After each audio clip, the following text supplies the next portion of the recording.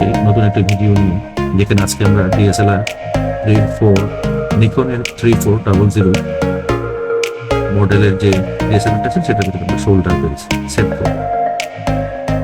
দেখতে পাচ্ছেন শোল্ডার বেল্টটিকে আমরা প্রথমে এভাবে সাজিয়ে দিব এবং আমরা সাজিয়ে নিয়ে যে কাজটা আমরা করবো সেটা হচ্ছে যে আমরা দুটো পার্ট থাকে, একটা হচ্ছে যে বাকেল, একটা কিন্তু ছোট একটা পিনের মতো থাকে, সেটা হচ্ছে স্লাইড। এটাকে আমরা বেল্টটা আমরা একটু উল্টো করে ধরে আমরা স্ট্রিপের ভিতর দিয়ে দিব এবং ওই পার্টটাই আবার আমাদের স্লাইডারের পেছন দিক থেকে টেনে বের করে দেব এবং স্লাইডারটাকে আমাদের ক্যামেরার সাথে লাগবে।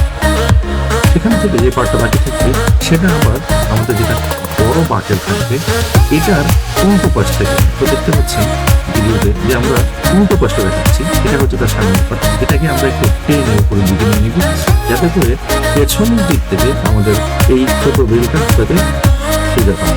তো আমরা চেষ্টা করছি থেকে সামনের দিকে আমরা অন্তত টেনে ধরে পিছনের একটা পার্ট দিয়ে প্রবেশ করানো, দেখতে পাচ্ছেন আমরা প্রবেশ করে নিয়েছি এবং এটাকে তার সামনের যে পার্টটা থাকে ওই মাঝখানের বেল্টের ভিতর দিয়ে সামনের পার্টটা দিয়ে প্রবেশ করবো।